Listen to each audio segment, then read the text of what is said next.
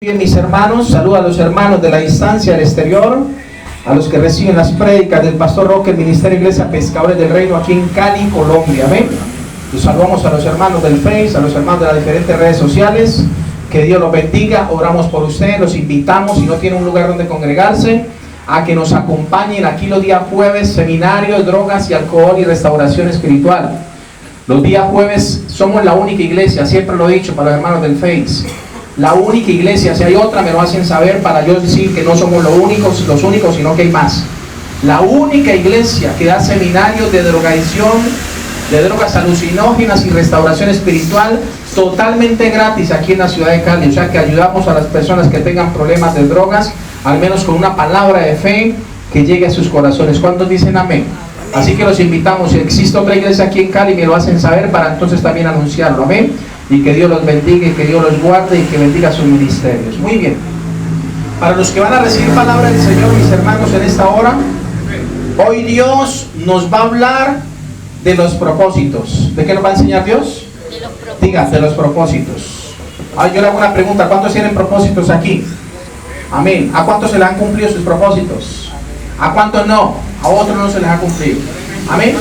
Dios, mis hermanos, hoy nos quiere enseñar y hablar sobre los propósitos de Dios que llevan a la vida eterna. Los propósitos de Dios son los únicos que nos llevan a la vida eterna. Amén. Satanás tiene un propósito con la humanidad. ¿Y cuál es el propósito del diablo? Vaya a la Biblia, Juan 10:10. El ladrón no viene sino a robar, a matar y a destruir. ¿A qué viene el diablo? A robar, a matar y a destruir. Ese es el propósito del diablo. Pero Jesucristo dice también la Biblia que tiene un propósito con usted. El propósito de Jesucristo es que usted tenga vida y la tenga en abundancia. ¿Cuántos dicen amén? Todos nosotros, escúchenme bien esto, algunas veces, mis hermanos, podemos estar tan ocupados en nuestras vidas que nos olvidamos del propósito que hay detrás de ella. Hay muchos que están ocupados en los quehaceres, en el trabajo, en el hogar, en la familia, en el estudio, pero se olvidan que hay un propósito detrás de eso, que Dios tiene propósitos detrás de todo eso, mis hermanos. Muchos estamos impulsados por las exigencias de la vida y no nos damos cuenta de que Dios siempre tiene un propósito mucho mayor con nosotros. Escúcheme bien, Dios tiene un propósito mucho mayor con tu vida. Es por esto que Dios quiere que usted, que me escucha aquí, y los hermanos que me escuchan a la distancia, puedan conocer el mensaje de hoy, titulado Los propósitos de Dios que nos llevan a la vida eterna. ¿Cómo llama el mensaje? Diga, los propósitos de Dios que nos llevan ¿a dónde? La vida eterna. Al cielo.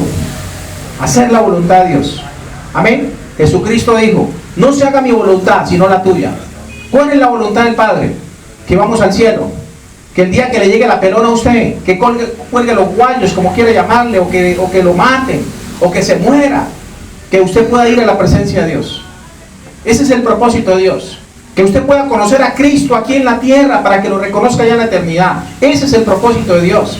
Aquí no nos hemos reunido simplemente para hablar cosas que quizás no edifican. No, Señor. Aquí nos hemos reunido con el único propósito de exaltar al que vive y reina por los siglos. ¿Cuántos dicen amén? Ahora escúchenme bien, iglesia. La pregunta que nos compete es, ¿qué es un propósito? Hágase por un momento usted esa pregunta. ¿Qué es un propósito? O más bien, ¿cuál es el propósito de Dios para mi vida?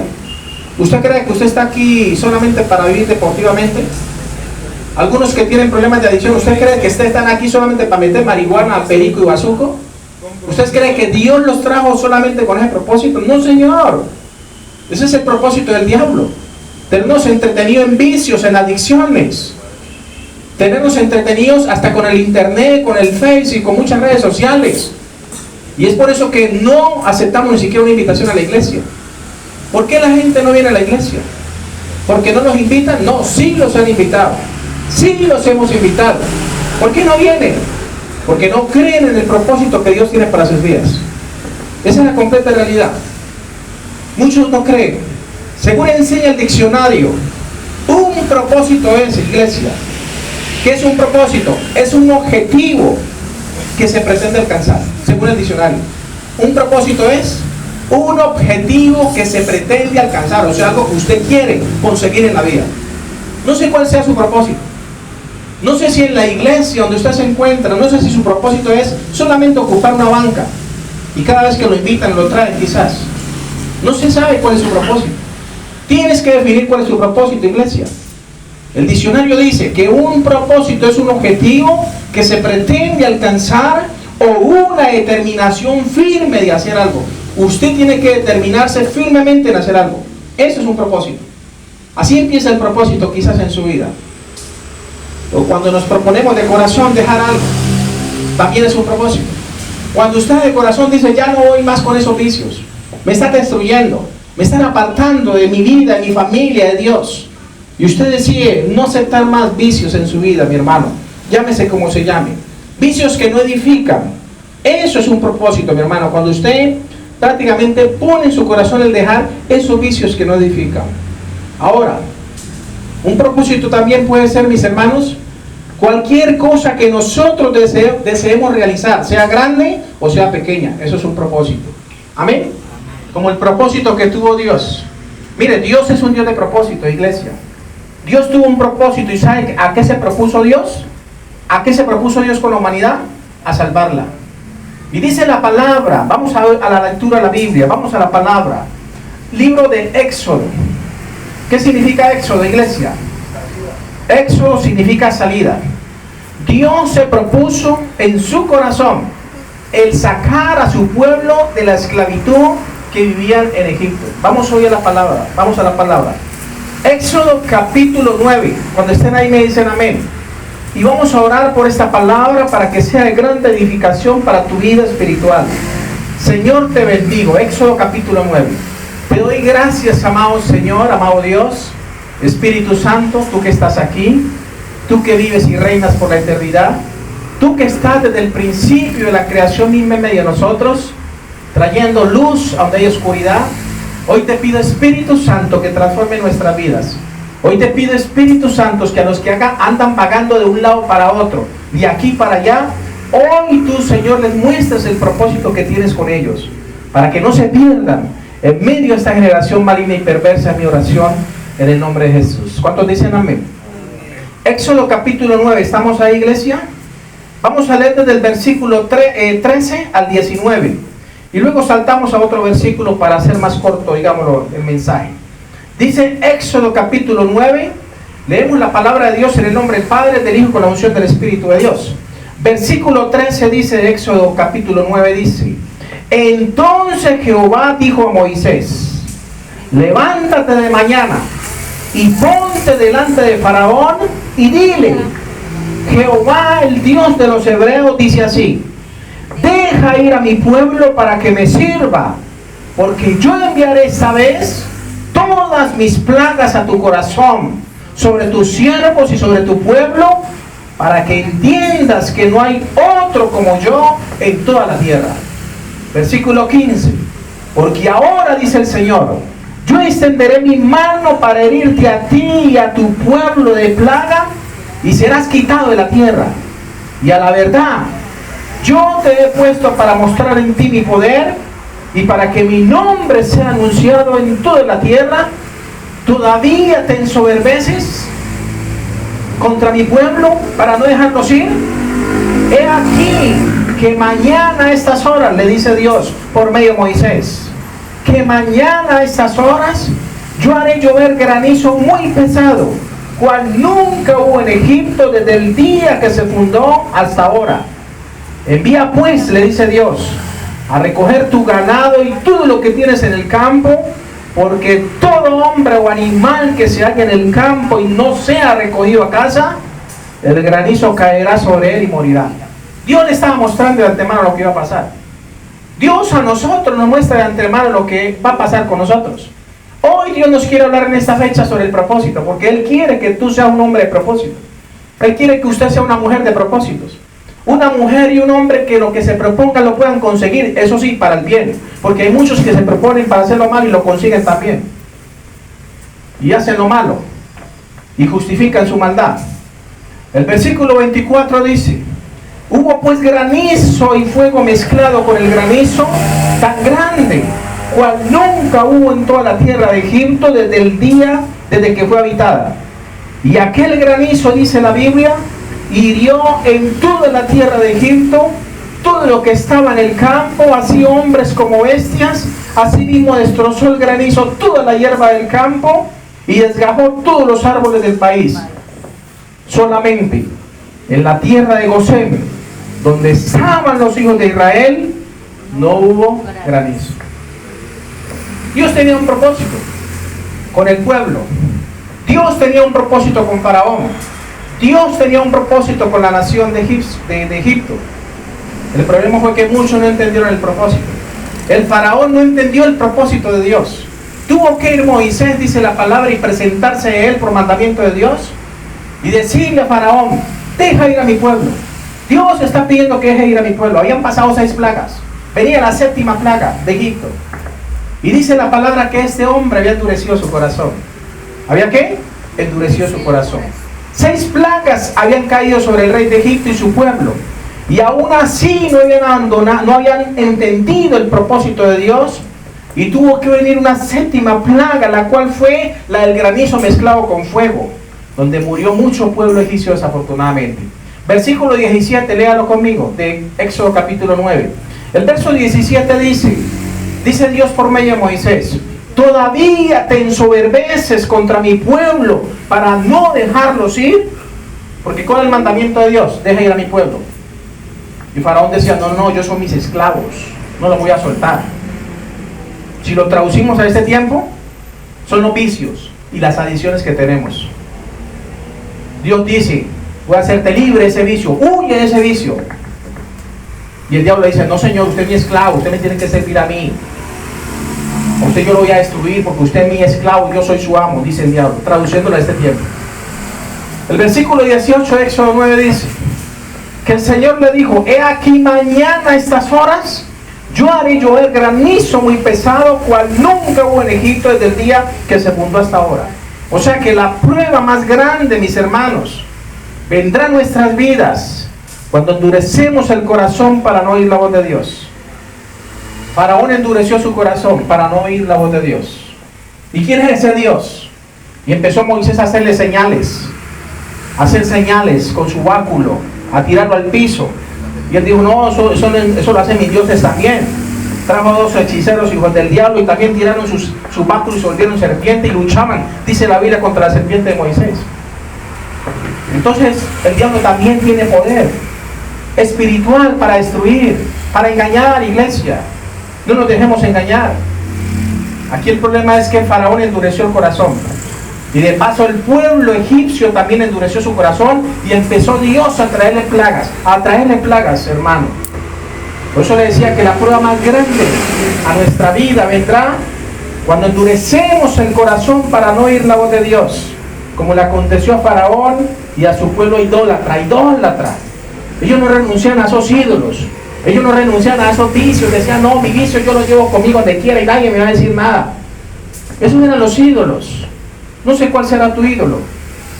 Hay 2 terribles consecuencias que Dios te quiere enseñar, que trae el endurecer el corazón, como lo hizo Faraón y su pueblo. La primera gran consecuencia, escuche bien: se caerá en el mal. ¿Se qué? Se caerá en el mal. Cuando usted endurece el corazón a escuchar la voz de Dios, va a caer en el mal.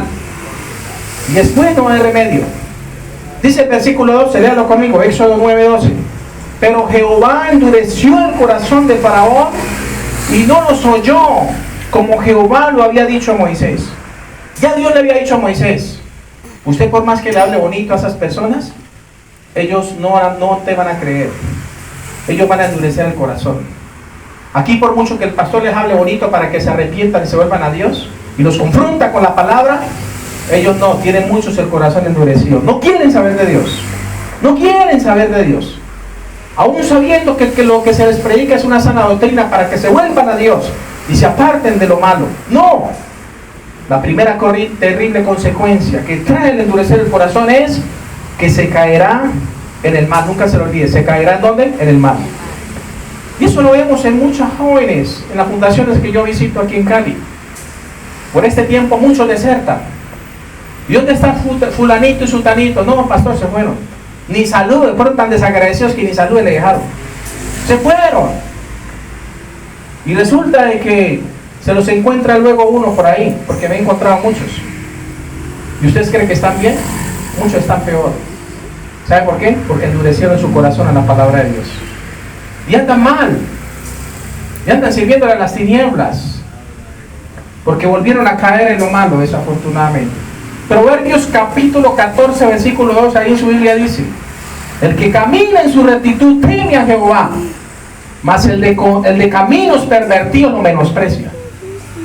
¿Por qué la gente no viene a la iglesia? ¿Por qué la gente no viene a buscar de Dios? Aún escuchando la palabra. ¿Por qué? ¿Por qué pasa eso? ¿Por qué pasa eso, iglesia? Porque han endurecido su corazón. El que camina en su rectitud teme a Jehová. O sea que la Biblia me dice que los rectos de corazón son los que temen a Dios. Pero dice, mas el de caminos pervertidos lo menosprecia. O sea que Dios ya está mostrando. ¿Por qué muchos no aceptan una invitación a buscar de Dios? Porque sus caminos son pervertidos y están próximos a caer en el mal. Porque eso es lo que la Biblia dice. El camino de Faraón era pervertido. El camino del pueblo de Egipto era pervertido. Adoraban dioses, ídolos, y les presentaban al Dios verdadero. ¿Y qué cuento de Dios verdadero? Tenemos nuestros ídolos. Adoraban al Dios del sol, a la luna, a las estrellas. Adoraban al cocodrilo del Nilo, adoraban a las ranas, y todas esas plagas que Dios les mandó fueron consecuencias de los ídolos que ellos tenían. Y cayeron en el mal. Y dice la Biblia: pero Jehová endureció el corazón de Faraón. Es tremendo. No sé por qué Dios lo hizo, pero la Biblia dice que Dios mismo endureció el corazón. Que Dios nos libre, amén, de que seamos tan duros para oír la voz de Dios, que Dios tenga que endurecer nuestro corazón.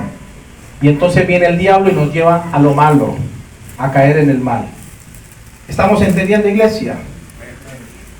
Segunda terrible, son dos consecuencias que trae el endurecer el corazón, como lo hizo Faraón y su pueblo. Número uno, se caerá en el mal. Número dos, se acelerará, escuchen, se acelerará el juicio divino sobre nuestra vida cuando endurecemos el corazón a Dios. ¿Se va qué? Se va a acelerar el juicio de Dios. Versículo 15, Éxodo 9, léalo conmigo. El Señor dice: porque ahora yo extenderé mi mano para herirte a ti y a tu pueblo de plaga, y serás quitado de la tierra. Dios le dijo: lo voy a quitar, ya no va a gobernar más. Amén. Eso le dijo Dios. ¿A quién? A un duro de corazón. Ya no va a gobernar más. O sea que cuando una persona, iglesia, gobernante o pueblo, interviene en los propósitos que Dios tiene para con su pueblo, nadie se podrá oponer, ya que si lo hacen, atraerán sobre ellos el juicio divino. Le pasó a Faraón. El Señor desde el primer momento le dijo: deja ir a mi pueblo, y no quiso. Suéltelo, no quiso. Y se endurecía más y más y más y más. Y por momentos este Faraón, dice la palabra, tenía aparentemente remordimiento en su corazón, remordimiento, y le decía: no, sí, Moisés, sí, dígale al pueblo que se vayan, que se vayan. Y a lo más están alistando maleticas, otra vez los atacaba y no se me van de aquí, porque Dios había endurecido el corazón de Faraón. Y ya Dios le había dicho a Moisés: él va a endurecer su corazón y vas a luchar mucho para que ese hombre deje ir al pueblo mío. Esa es la realidad. Versículo 25. Dice la palabra que aquel granizo hirió en toda la tierra de Egipto todo lo que estaba en el campo, así hombres como bestias. Asimismo destrozó el granizo toda la hierba verde del campo y dejó todos los árboles del país. Me hace acordar lo que estamos viviendo, lo que están viviendo países ahí en Centroamérica, en Norteamérica. Con el huracán, ¿qué? ¿Cómo se llama el huracán? El huracán Ian. Ya le pone nombre a los huracanes. Categoría 4, categoría 5. Viene y trae devastación. Acuérdense de lo que les prediqué. de las razones por las cuales Dios permite la destrucción, los fenómenos naturales. ¿Sí acuerdan de esa prédica? Ahí está, la pueden ver en YouTube. Esa es la realidad. Se cree que son hordas de principados que vienen en medio de esos huracanes y traen destrucción y arrasan con todo. Imaginen tiburones en las calles de Miami, veían los documentales. Yates en las gasolineras porque el mar se les salió y se desbordó un poco a causa de ese huracán. Muchas palmas destruidas, muchas viviendas, la gente sin agua. ¿Por qué cree que viene eso? Porque muchos han endurecido su corazón a oír la voz de Dios. Aquí Dios envió en tiempos de Egipto una plaga de granizo mezclada con fuego y acabó con todo, hasta con los animales se los llevó, destruyó todo, y todo venía de parte de Dios. Dios lo permitió con un propósito, a ver si el hombre se vuelve a Dios. Y vemos eso que pasa. Pasó en Cuba, pasó allá en Miami, pasó en Puerto Rico. Y esos huracanes azotan tremendamente esas cosas. Y la gente, en vez de buscar y refugiarse en Dios, decirle: Señor, ¿qué propósito tienes con mi vida? Lo que hacen es muchos pagar escondedero y lamentarse y decir: mire cómo nos destruyeron. Porque esa es la realidad, iglesia. Dios tenía un gran propósito para con su pueblo en la antigüedad, el cual era cumplir la promesa que le había dado tiempo atrás a Abraham, que era la de sacarlos a una tierra de bendición y que conocieran al único Dios verdadero y sus mandamientos. Pero el problema, iglesia, fue que muchos, como el faraón de Egipto y su pueblo, no entendieron el mensaje, no entendieron la exhortación de Dios, pecando y endureciendo su corazón para el mal. Hay tres cosas que usted debería conocer sobre el propósito de Dios en esta tierra. Tres cosas que usted y yo deberíamos de conocer sobre el propósito de Dios en esta tierra, según lo que estamos leyendo. La primera es que Dios es un Dios de propósito. Nunca se lo olvide. Dios es un Dios de propósitos. Desde el huerto del Edén, Dios con Adán y Eva se había propuesto salvar a la humanidad. Se había propuesto de que el hombre que Él creó fuera la imagen de Dios en esta tierra. Dios es un Dios de propósitos. Desde el principio de la creación, Dios se propuso a una pareja establecerla, bendecirla, para que nada le faltase. Pero esta pareja no entendió el propósito de Dios. Entonces, ¿Dios qué hizo? Dice la palabra que tiempo después Dios se proveyó de un Salvador llamado Jesucristo, porque Dios es un Dios de propósito.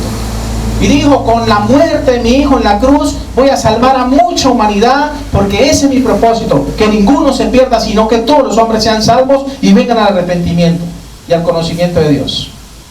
Y Dios se propuso, porque Dios es un Dios de propósito. Amén. Dios se propuso en su corazón libertar también a su pueblo en Egipto, oprimido y esclavizado por el diablo, y lo consiguió, ya que Dios lo que se propone lo consigue, y quiere también que usted lo que se proponga en esta vida lo consiga. Amén. Que usted siga su ejemplo, en pocas palabras. Dice Deuteronomio capítulo 6, saltemos a Deuteronomio, enseguida Éxodo, está el libro de Levítico, después de Levítico está Números, y después de Números está Deuteronomio capítulo 6, versículo 22 dice, Deuteronomio 6, 22 dice el Señor: Jehová hizo señales y milagros grandes y terribles en Egipto, sobre Faraón y sobre toda su casa, o sea, sobre el pueblo y la familia, delante de nuestros ojos, dice la palabra. Versículo 23, y nos sacó de allá, dicen, ellos cuentan, los hijos de Israel, y escribieron, y nos sacó de allá para traernos y darnos la tierra que juró a nuestros padres, o sea, Abraham. Versículo 24, y nos mandó Jehová que cumplamos todos estos estatutos y que temamos a Jehová nuestro Dios, para que nos vaya bien todos los días y para que nos conserve la vida como hasta ahora. Para eso fue que Dios le dio estatutos y ordenanzas al pueblo. Para eso es que nos trae la palabra a usted y a mí, para que cambiemos. Amén. Esa es la primera, digámoslo, cosa que usted debería conocer sobre el propósito de Dios en esta tierra. Número uno, que Dios es un Dios de propósito. Que si Dios lo tiene usted ahí sentado, es con un propósito. Que si Dios lo trajo de un lugar a este lugar, es con un propósito. Que si muchos vecinos están quizás escuchando este mensaje, es con un propósito. Dios quiere que ellos lo escuchen también. Y que no se pierdan de paso. Que no se pierdan. Porque Dios siempre antes de enviar juicios a la tierra, Él avisa. Él le avisó hasta Faraón. Le dijo, mañana a esta hora va a caer granizo. Y los hombres que estén en la calle y los animales todos van a morir si no lo guarda. Guárdelo más bien. Hasta Dios en medio de los juicios trajo consejo. Tremendo eso, hermano. Y nos mandó, dice el versículo 24 de Deuteronomio capítulo 6, nos mandó Jehová que cumplamos todos estos estatutos y que temamos a Jehová nuestro Dios para que nos vaya bien todos los días y para que nos conserve la vida como hasta hoy. ¿Para que nos vaya qué? Bien todos los días. Porque muchas veces no nos va bien. Miremos a ver si estamos cumpliendo el propósito de Dios.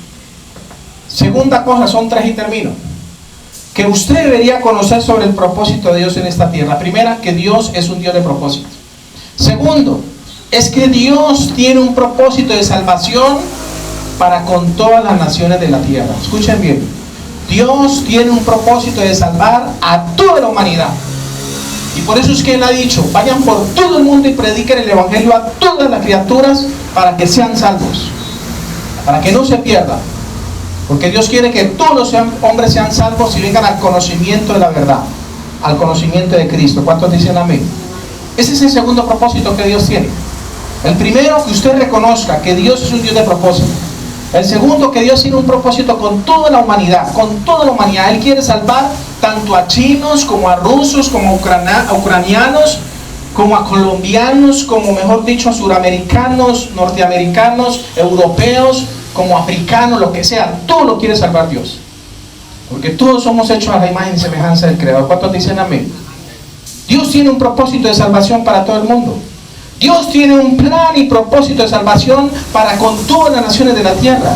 El problema, iglesia, es que al igual que Faraón y su pueblo, muchos gobernantes se oponen a que la palabra de Dios sea predicada en sus naciones.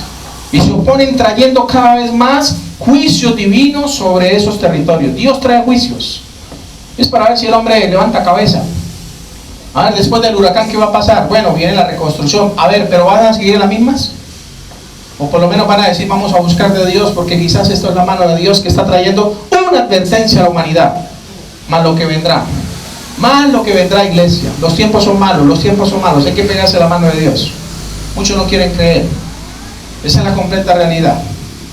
Tercera y última, para finalizar. Cosa que usted debe conocer sobre el propósito de Dios. Número 3, es que Dios tiene un propósito personal contigo. Dios con tu vida tiene un propósito personal. Con tu vida, con la vida de cada uno, tiene un propósito personal Dios. Si eres cristiano, escúchame bien, si eres cristiano o has conocido la palabra de Dios, hay un propósito que es únicamente para ti. Y solo usted lo va a cumplir. Porque ya Dios te ha dado prácticamente lo que necesitas para hacerlo y cumplirlo.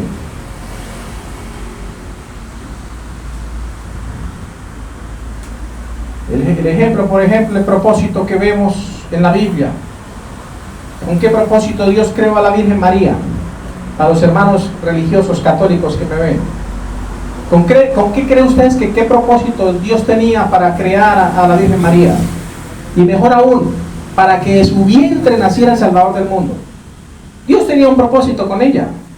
No era que la humanidad la venerara como hoy en día lo hacen los religiosos. No, Señor. El propósito con esta mujer fue el dar a luz al Salvador del mundo, cuidándolo y formándolo, para que el Hijo de Dios cumpliera su propósito en su propia vida, como Hijo de Dios en esta tierra. Ese era el propósito de Dios con María. Dice la palabra en Gálatas. El apóstol Pablo también sabía y reconocía que Dios tenía un propósito con él. Era un perseguidor de los cristianos. Y el Señor tuvo el propósito de meterse en su vida y confrontarlo con su realidad y su pecado. Y este hombre conoció el propósito de Dios en su vida, el apóstol Pablo. Y a los Gálatas le escribe, en Gálatas capítulo 2, versículo 20, Pablo dice, conociendo ese propósito de Dios en su vida, les dijo: con Cristo estoy juntamente crucificado, y ya no vivo yo, mas vive Cristo en mí. Y lo que ahora vivo en la carne, lo vivo en la fe del Hijo de Dios, el cual me amó, y dice la Biblia, se entregó a sí mismo por mí. Pablo conoció el propósito de Dios en su vida, porque Dios quiere tener un propósito personal con cada uno de ustedes, con cada uno. El asunto es si usted lo quiere aceptar o no lo quiere aceptar. Eso es problema suyo. Esa es la realidad. Para lograr el propósito de Dios, iglesia, con nosotros, debemos reconocer que en nosotros tiene que haber una muerte al pecado, una muerte a lo malo, mis hermanos, una muerte total a nuestros apetitos carnales, o sea, una muerte del yo, y dejar que Dios haga su voluntad en nuestras vidas, mis hermanos. La última cita, Gálatas 5:24 dice, Gálatas 5:24 dice: pero los que son de Cristo han crucificado la carne con sus pasiones, o sea, su voluntad humana. Los que son de Cristo. Los que son de Cristo, ¿qué hacen? Se esfuerzan, se proponen en su corazón a crucificar su carne, sus deseos, sus pasiones, y más bien agradar a Dios y no agradarse ellos mismos. El versículo 25 de Gálatas 5 dice: si vivimos por el Espíritu, andemos también por el Espíritu. No nos hagamos vanagloriosos, irritándonos unos a otros, envidiándonos unos a otros, dice la palabra del Señor. Amén. O sea que tienes que reconocer, iglesia, que Dios tiene un tiempo perfecto para otorgarte la victoria total en Cristo, para que se pueda cumplir completamente ese propósito en tu vida. Debes también recordar que no es tu voluntad la que debe prevalecer, sino la voluntad de Dios. Es por eso que hoy tiene que haber una sepultura, tiene que morir en tu vida el yo personal, o sea, tu voluntad, y con ella tus anhelos, y permitirle más bien al Señor que brinde dirección a tu vida, iglesia, para que verdaderamente experimente su bendición de acuerdo a su propósito divino contigo. Amén. Pongámonos en pie, vamos a darle gracias.